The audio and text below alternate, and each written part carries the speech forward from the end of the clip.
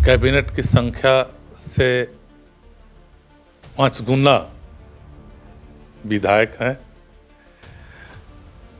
और जब हमारे अगुओं को हमने जिम्मेदारी दी है तो वे सभी पहलुओं को ध्यान में रखते हुए एक संतुलित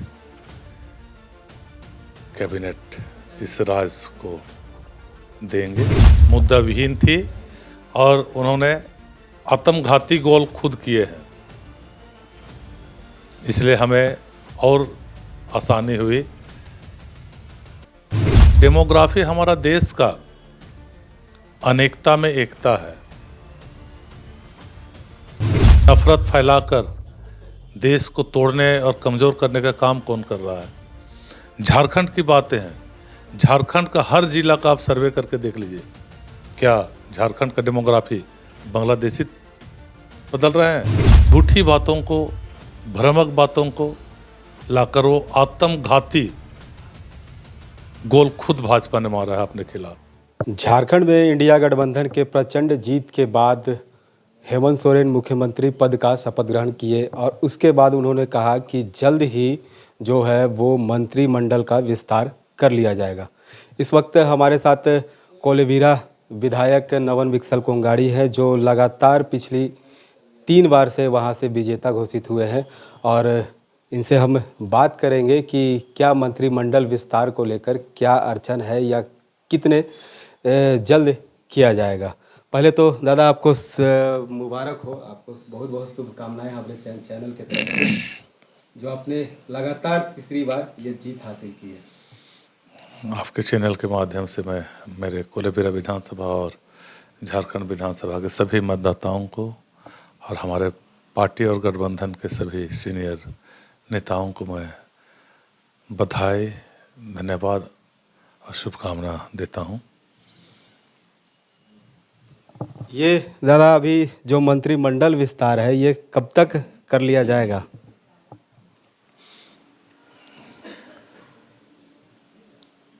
हमारे पास समय है, बहुत इत्मीनान से फार्मूला के आधार पर सबकी भागीदारियों को ध्यान में रखते हुए, सभी क्षेत्र को ध्यान में रखते हुए, सामाजिक न्याय को ध्यान में रखते हुए इस बार का कैबिनेट बहुत मजबूत और बहुत संतुलित कैबिनेट होने जा रहा है। इसीलिए थोड़ा सा 2-4 दिन का समय लग रहा है। धैर्य रखें, चूँकि ये हड़बड़ी की बात नहीं, ये हमारे राज्य की समृद्धि, उन्नति और शांति और संतुष्टि की बात है। इसलिए धैर्य धरें, बहुत जल्द बहुत संतुलित कैबिनेट बनकर सामने आएगा। क्या लगता है इस बार नवन को कि इस बार मंत्री पद में जगह मिलेगी?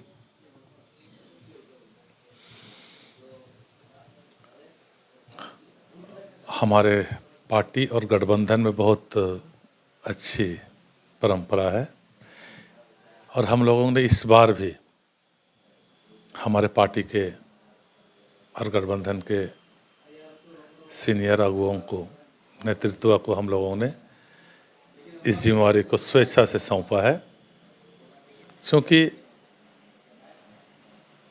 कैबिनेट की संख्या से 5 गुना विधायक हैं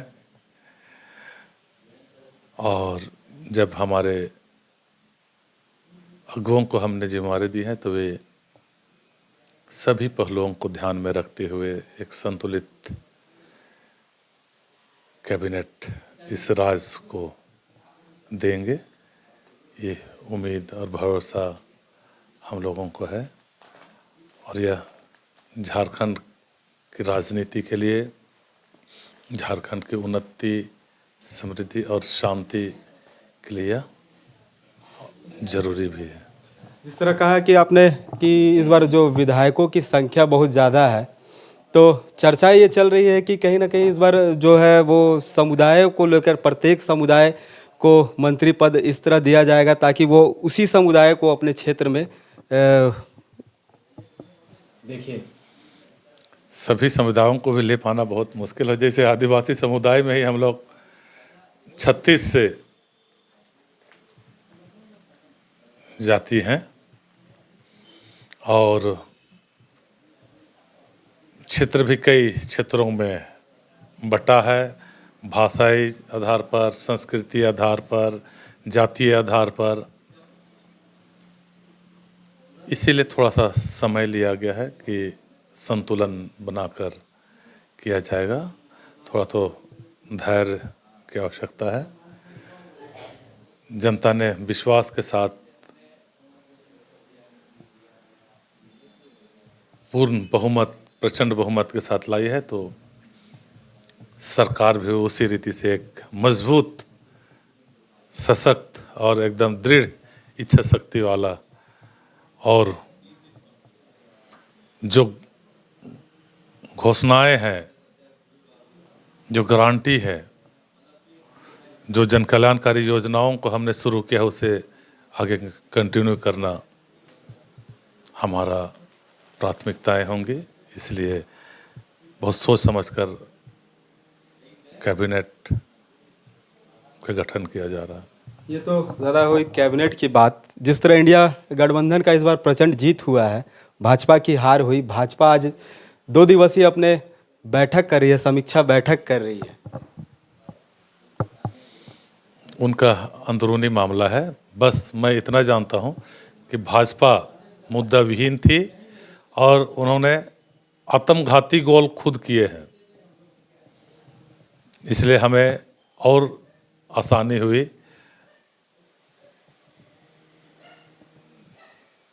उन्हें सत्ता से पहुंचने से दूर करने के लिए। क्या लगता है उनका घात का, जिस तरह वो मुद्दा लेकर चल रहे थे, बांग्लादेशी घुसपैठ, इस तरह का, जनता क्या इन्हें सीधे नकार दी? निश्चित तौर से वह सब झूठी और भ्रामक बातें थी। अगर बांग्लादेशी आए हैं तो अगर बांग्लादेशी आए हैं तो निश्चित तौर से उसके लिए जिम्मेवार वे खुद ही हैं, क्योंकि झारखंड में सबसे ज़्यादा सरकार उन्हीं की थी। और डेमोग्राफी हमारा देश का अनेकता में एकता है, जो हमारी पहचान और हमारी ताकत है। इस डेमोग्राफी को कौन चेंज कर रहा है? नफरत फैलाकर देश को तोड़ने और कमज़ोर करने का काम कौन कर रहा है? झारखंड की बातें हैं। झारखंड का हर जिला का आप सर्वे करके देख लीजिए, क्या झारखंड का डेमोग्राफी बांग्लादेशी बदल रहे हैं? बातें सब साफ हो जाएंगी। ईमानदारी से अगर आप सर्वे कीजिए तो झूठी बातों को, भ्रामक बातों को लाकर वो आत्मघाती गोल खुद भाजपा ने मारा है अपने खिलाफ।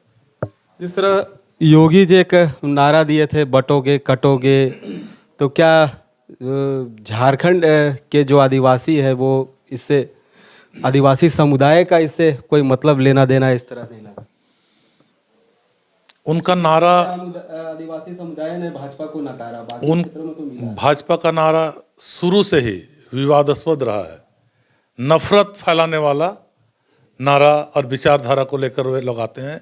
मैंने स्पष्ट कहा कि इस देश का डेमोग्राफी अनेकता में एकता है, जो हमारी ताकत है, जो हमारी पहचान है, और जो इसे बदलना चाहेगा उसे जनता बदल देगी।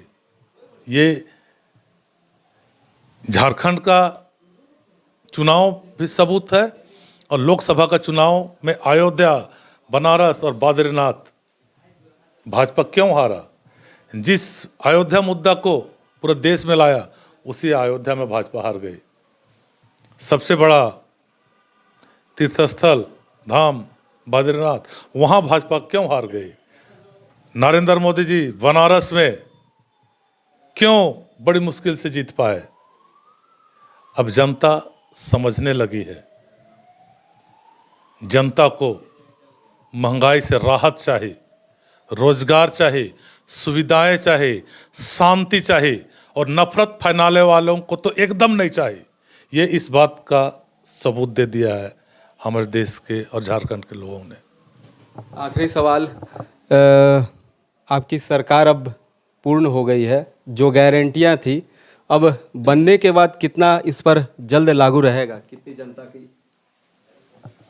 जो भी 7 गारंटी हम लोगों ने लाए हैं उस 7 गारंटी को हम पूरा करेंगे। इंडिया गठबंधन का गारंटी भाजपा की तरह जुमला नहीं होता है, हमने साबित करके दिखाया है। और जिन जन कल्याणकारी योजनाओं को हमने धरातल पे लाया है उसे आगे बढ़ाना, जो महंगाई से राहत के लिए है, हर परिवार को आर्थिक रूप से संरक्षण देकर मजबूती प्रदान करने के लिए है, इन योजनाओं को हम हर हाल में आगे बढ़ाएंगे।